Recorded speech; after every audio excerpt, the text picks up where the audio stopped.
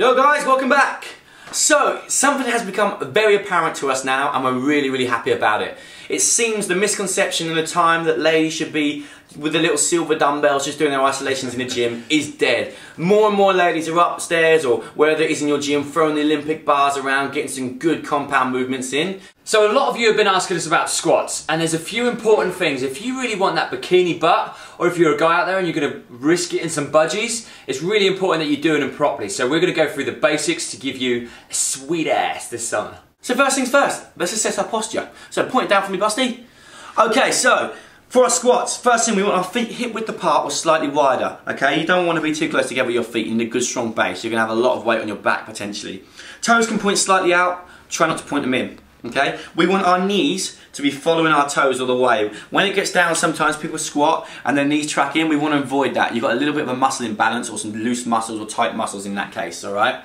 Next thing we want to do, if we're coming around this side, when we squat down, our knees bend and our bum comes back and down, depending on how low we go. What we're trying to avoid is people doing this, all right? A lot of people haven't got the ankle flexibility, and as soon as they start squatting low, this happens anyway. In that case, you need to be working on your flexibility of your ankles as well as your hips and other areas which we'll go into. Right, so now that John set your base, I'm going to bring in my trusty, ridiculously massively heavy bar, which weighs thousands and thousands of kilos. But basically this is just to show you your basic squat position and range of movement. So a lot of you guys out there, you know exactly who you are. Mr. Aesthetics, training the chest, training the arms. Oh, you look fantastic, but you can't squat. It's purely because you've got a really tight chest, really tight lats, really tight shoulders. So you've got to really work on your flexibility to make sure that you can get your bar from there to there without crawling up and curling into a little ball on the floor and crying about not being able to squat. So once you've addressed that issue, you can come back and squat with us. Right, so ironically, this is probably going to be harder for me than if I had a massive, really huge weight across my neck. Because normally when I've got weight in a position, it tends to force me into the position I need to be. Whereas this broom handle is not having a great deal of resistance for me. So we're going to go for it anyway. When I squat down, I bring it as low as I can, keeping my chest proud, and I'm driving up through the heels and lifting up. So with my eye line, I'm always looking up. Right, so something we want to touch on real quick, just follow me down into a nice side squat position. Okay, so a lot of people fear or they're against this, what we call arse to the grass squat, okay? They come down to here and they squat this or this high, which isn't really that effective. Basically, when you're coming down this low, all the pressure's going through your patellar tendon. That's the thing that's stopping my arse from going poof. Okay, so there's a lot of stress on that tendon. And I think, oh, when I come down and this low, it's going to wreck my knees because my knees bent this much. If your leg wasn't meant to bend that much, it wouldn't, alright? So when you come down here, I'm dropping down, patellar tendons. Now, all my muscles around here, my hip complex and all those bigger muscles are what's stopping me coming down.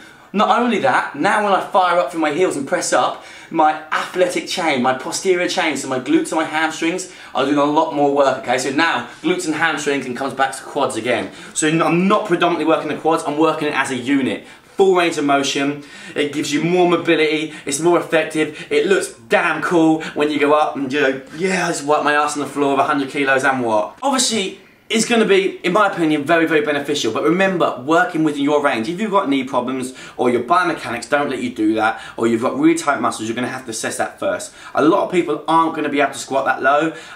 The most common one is that people can't keep thoracic extension, which we talked about before, when the bar curls them over, okay? So you might need some foam rolling, releasing your chest, releasing your shoulders, your lats. In terms of the floor, squatting down, you're probably going to have to stretch out your hip flexors. That's a big one, where people can't get nice and low and it pulls them forward. And ankle flexibility is a massive one, okay? When you're trying to squat, I bet 90% of the people that watch this, you're now going to try and squat to the floor, and as your bum comes down, your heels come off the floor. Little tip, take 2 little plates, 5-kilogram plates or something, start squatting with your heels just on the plates. That's going to allow you to get a good range of motion and get you a feel for what it's like. In the meantime, do some flexibility around the ankles, okay? Maybe stretching up against the wall, plantar flexion, dorsiflexion, and all that kind of movement. Right, so bullet points on the squat. First of all is set up position. Make sure your feet are set, because if you ain't got a strong base, you ain't squatting low. Second, range of movement. The most important thing to find is your range, and then I can guarantee whatever your range is now, you'll be able to improve on it with flexibility, myofascial release, a really good massage, and lots of practice. And then you're going to be able to start upping your weights, okay?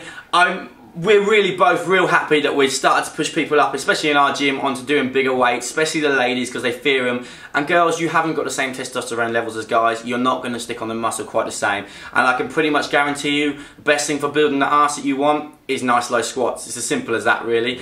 With good form, good technique, and to be honest, working more at 10 reps rather than 15, because you just don't build muscle that quick and you want to get some strength there, and that's kind of what you want to be doing, really. That's kind of That's what all I have to say about that. want to be doing. So basically, we just want to give you guys what you want. You really kept asking about squats. You asked about deadlifts as well, which we'll go into. We really hope we didn't talk too much, and this pieces together nice and easy for you guys to understand. Yeah, so do we, really. Yeah, we hope. But it was Leon's birthday yesterday, and we're all about to go out for a meal. So, happy birthday, Leon, and I shall see you all very soon. Thank you so much for watching, and we love you as always. Thanks, guys. See you later. Bye-bye.